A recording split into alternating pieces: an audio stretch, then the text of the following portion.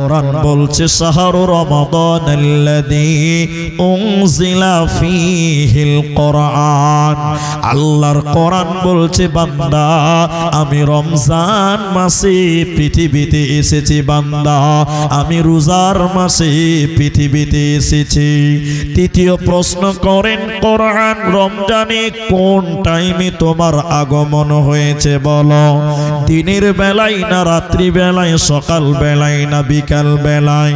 কোরআন বলছে বিসমিল্লাহির রহমানির রহিম ইন্না আনজালনাহু ফি লাইলাতিল কদর।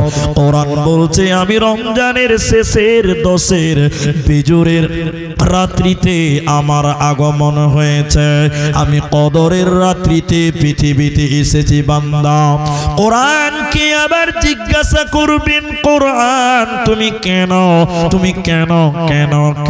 তুমি এসেছো বলো? তোমার আসার উদ্দেশ্য কি, তোমার টার্গেট কি, তোমার ইতিহাস কি তুমি বলো? তুমি কেন পৃথিবীতে এসেছো কোরআন তুমি বলো? কোরআন বলছে হুদাল লিন্নাস, আমি মানুষকে হিদায়াত দেওয়ার জন্য, আমি মানুষকে জান্নাতের রাস্তা দেখাবার জন্য, সঠিক পথের প্রতীক বানাবার জন্য আমার আগমন হয়েছে মুসলমান। অতএব কোরআন এসেছে কেন?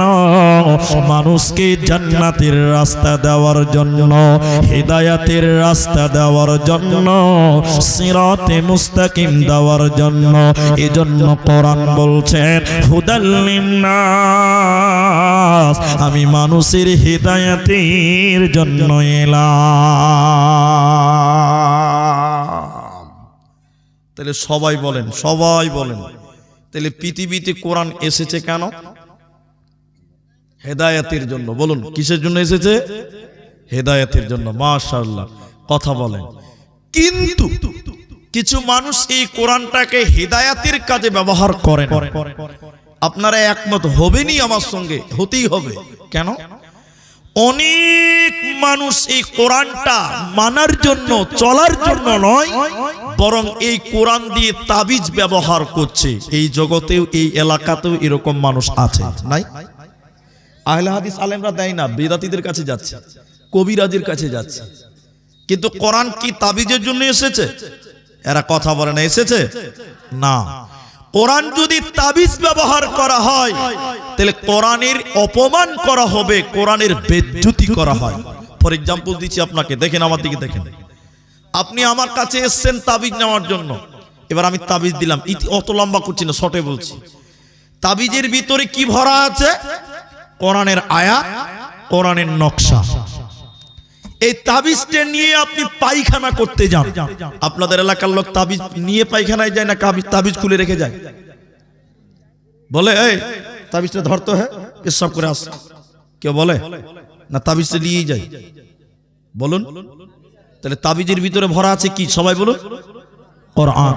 তাহলে আপনাকে যদি আমি দেই এই জ্যান্ত কোরআনটা, যে ভাই আমার পায়খানা মার্বেল পাথর মাজাক করা আছে, এত সুন্দর পায়খানাতে এই কোরআনটা নিয়ে যান, একটু পায়খানা করে আসেন। আপনাদের এখানকার কে যাবে? হাত তোলো। যাবে? যাবে না।